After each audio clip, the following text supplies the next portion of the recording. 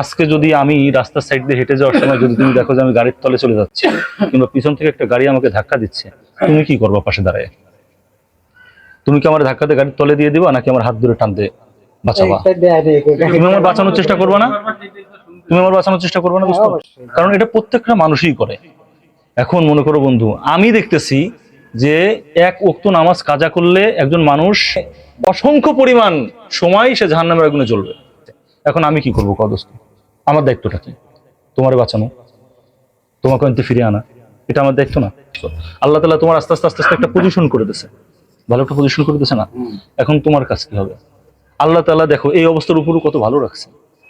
তাহলে আল্লাহকে রাজি খুশি করার কাজটা আমাদের করতে হবে না? এই যে মসজিদ, এই আজান দিলেই মনে করো যে স্পষ্ট শব্দ শুনতে পাও, যখন ওই আল্লাহর ঘর থেকে ডাকে হাইয়া আলাস সালাহ, হাইয়া আলাস সালাহ, আহ্বান করে যে আমার দিকে আসো, আল্লাহর দিকে আসো, কল্যাণের দিকে আসো।